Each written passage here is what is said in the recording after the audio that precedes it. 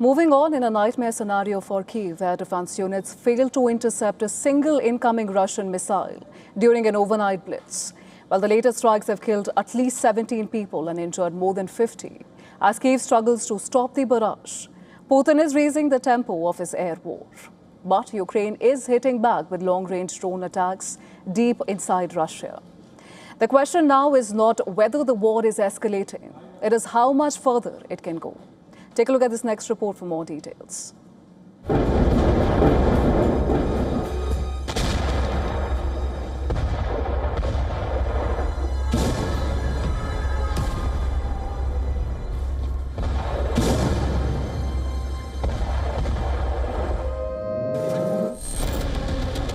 The missiles came first.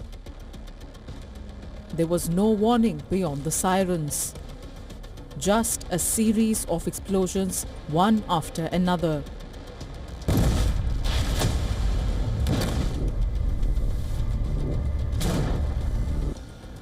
Ukraine says it intercepted many of the Russian drones, but none of the missiles. That single fact may be the biggest warning yet about the direction of this war.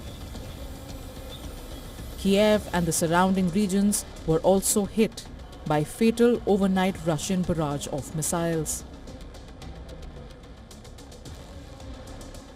The night was so terrifying, so hard. It's scary to read the news because these are people, and we've gotten used to waking up thinking, we were lucky today, and that's very scary. My husband is on the front lines, and just imagine how he's worrying that a missile is flying toward my house right now, and every night, instead of resting, he calls to ask, where am I? Have I gone down to the shelter or not? I couldn't believe it.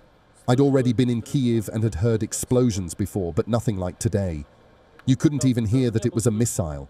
I don't even know what it was, but you couldn't hear the missile itself. The blast wave just hit the cab. It's a good thing we managed to get out of the truck.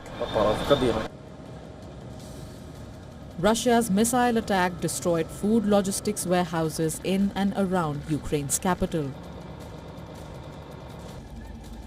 These are images from a railway station in Brovary near Kyiv, where 8 bodies were recovered from the platform.